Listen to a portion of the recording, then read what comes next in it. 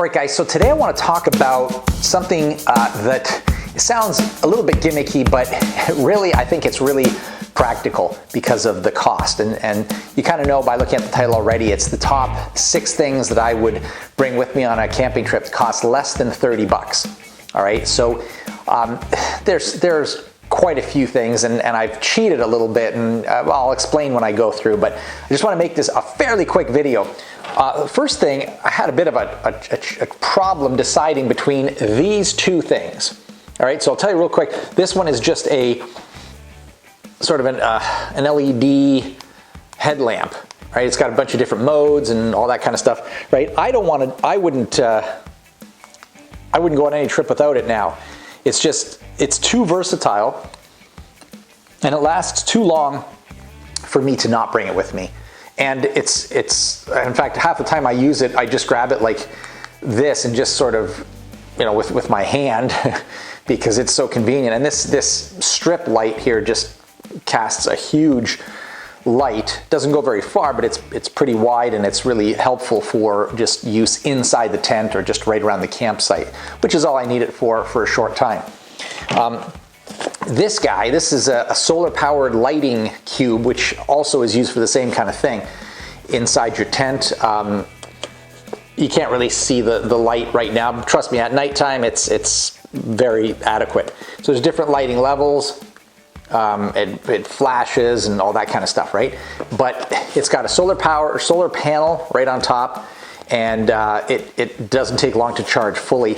And the best part about this is, by the way, you can also charge it with another charger if you want, you know, if you want to do that. But I don't see any point in that, given that it's a solar charger and it takes a very short time. So the important thing here is that this is an inflatable lighting cube. So when you take the air out, the light still works. I just turned it on, but it gets very thin. Right, now that's important because on my camping trips, I want everything to be as tiny and as light as possible. So you can go on Amazon and you can buy solar powered camp lights, but they're rigid, they're hard plastic, and they're large. I would say don't buy those. My opinion. Okay, second thing, no particular order, nalgene bottle. It's just useful for everything. I don't have to go into much detail, but I can tell you that the opening, the thread of a nalgene bottle is meant to fit a bunch of things that companies who make camping gear know. Like, one of the most obvious would be water filters. I have a filter that has nothing to do with nalgene, but that the company MSR certainly made sure that its filter fit a nalgene bottle, because you screw it on top and then it's like a pump system, and it goes into the bottle. So it's a must to have one of these. And even if you don't screw anything on top of it other than the cap, you're still ahead of the game because you've got a really good water holder, right? It's got this thing on. You can put a carabiner on here and you know, attach it to anything. So it's just really, really useful, in my opinion, again. Okay, so the next thing is a fairly small thing. I stumbled across it kind of by accident one day about probably 6 or 7 years ago, and I use it for more than I ever thought I would, and it's really cheap and simple. Here it is. This is a titanium spoon. Now, first of all, it's a spoon because I tend to use a spoon a whole lot more than a fork on a camping trip. Most of my food is freeze-dried food that you add water to, and you kind of scoop it and eat it. Even if you wouldn't at home, like maybe lasagna, it's a bit different with a freeze-dried meal, right? It's just a lot easier with a spoon. The titanium part of it is just super light. That's all. I mean, it's kind of cool looking, and it looks kind of futuristic and everything, but it's just really, really light. And by the way, if you need anything, like if there's any other food that you would use another utensil for, like for example a fork, or maybe some sort of a spatula, or I don't know, a flat tool that you might use, whatever, to flip your eggs or whatever. This, no, it's not as good, but it'll do. I have no problem using this for everything. not only cereal and freeze-dried meals, but like scrambled eggs and even fish in the pan works fine. I just flip it, whatever. This works for everything. So titanium spoon, you can get them really cheap. I think you can get a couple of them for, less than half of $30. Okay, next item on the list is these guys. These are paddling gloves. Paddling gloves, super, super crucial, in my opinion. All right, so I discovered these kind of by accident as well, and obviously they look a lot like cycling gloves, right? The difference is that there's no padding in the palm like a cycling glove would have, and they have a very sort of sticky, grippy rubber palm, and I really have them only because they make me look cool. No, I'm kidding. I have them because after 50 kilometers or so on the water, I can start to feel certain things depending on the paddle I'm using, and the exact feel of the grip that I'm holding might not be the same as the one I used before. My hand's not used to it, or whatever. I can start to feel that I might be getting a blister. The paddle that I use is not oiled. Like if you had an oiled paddle, it would be a little bit easier on your hands, but mine has a really thick layer of marine urethane or varnish, and it's very sticky, and those are the kind of surfaces that can give you blisters. So I wouldn't do without these personally. I wear them everywhere, and in fact I even have a cheap version, which are just kind of like rubber gloves, really thin, comfortable ones that I got at the dollar store.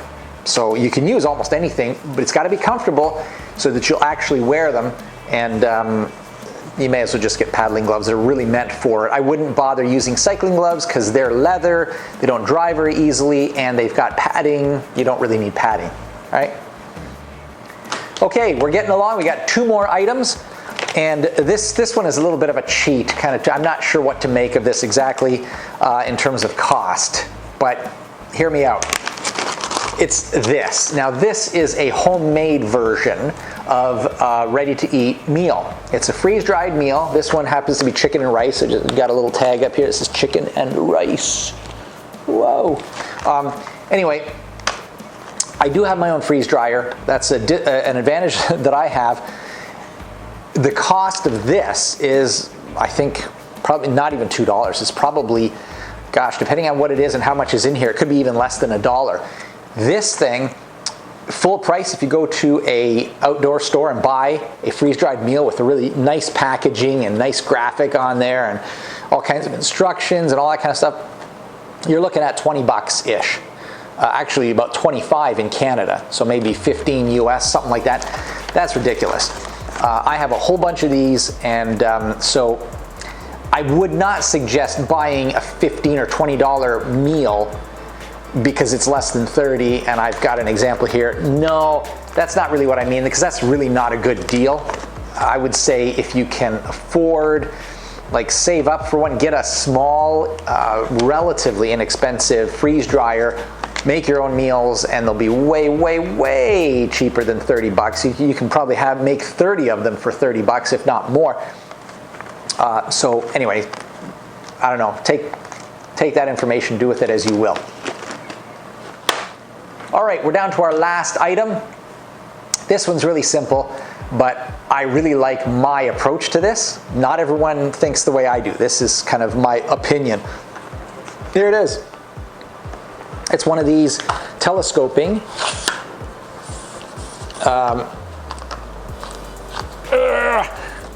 which way does it go? Oh, here we go. So it's only like 3.5 feet long, or it's maybe closer to 4 feet. But this thing is way, way, way more convenient than bringing an extra paddle along. Now, I would not want to go on a trip without an extra paddle, but many of my peers in the adventure world, they will have as you can see in their canoe, they'll have an extra, like just another paddle. And that's great. I have no problem with that. In fact, that would be the ideal solution. But if you've been watching any of my videos for any length of time, you'll know that I'm kind of cheap, not just in terms of penny pinching, but when it comes to weight, I'm a bit of a wuss because I'm getting older and I got back issues and I tend not to want to carry heavy stuff. So my canoe is like 29 pounds. It's like a carbon Kevlar solo canoe. I spent the extra money to get a canoe of that weight, even though for more money, it's less durable, right? So anyway, that's a whole other topic. When it comes to paddles, I've never needed an extra paddle. I've never had a paddle break on me or anything. Obviously, it can happen. A lot of people have, right? But I haven't. And so I feel fortunate, but I just don't want to go anywhere without an extra paddle. But I don't want to carry another full wood paddle. I don't need one. And so this thing just fits in my dry bag. It disappears along the edge. Never really think about it. Honestly, guys, I've gone, I can't remember how many trips I've done with it. I've probably had this particular paddle for about 10 years. Every single trip I've done, I've had this, and I have never had to use it. But I will say that even though the blade is smaller than my regular paddle, I have tested it to see if I actually did need it, would it do the trick? And the answer is yes.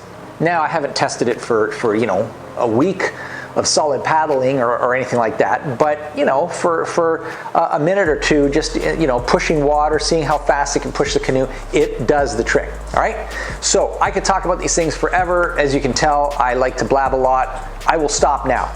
So guys, if you've received any sort of tidbits of information that help you out, please do give me a like and a subscribe. Thank you so much for stopping by to check out this channel and this video, and I hope to give you many more useful videos very, very soon. Thanks for checking me out. Take care. Till next time.